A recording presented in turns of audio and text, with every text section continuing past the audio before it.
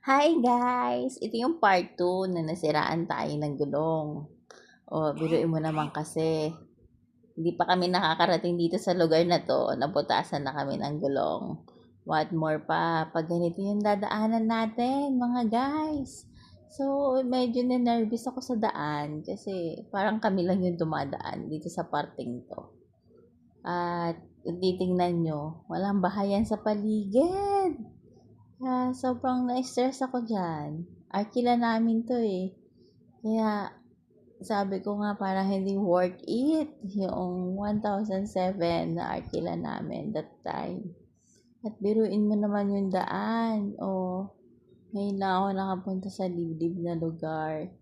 Medyo nakaka-nervyos ng konti. Pero ang ganda naman ng paligid. Kung titingnan mo, very nature. Maraming puno.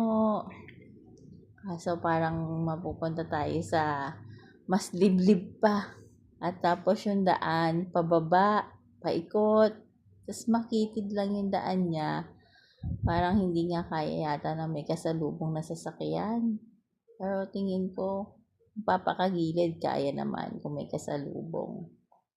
Pero peaceful yung paligid. Ang ganda sana kung marami ka lang makikitang mga bahayan sa paligid. Kaso, tagal namin naglalakbay, may bahay na nadadaanan. Super lalayo naman ng mga pagitan. Sarap manguha ng mga pananim dyan, mga punong kahoy. Kaso nakakatakot din bumaba. Baka matrespass tayo. Ayan na. Papasok pa kami sa pinakalooban. Nakakatuwa kasi malinis naman yung paligid. At maganda. Ang problema nga lang yung daan. Swerte nga namin ang oras na yan kasi hindi umuulan. Siguro maputik pag umuulan. Pagka dadaan ka dyan. Tapos, ayan.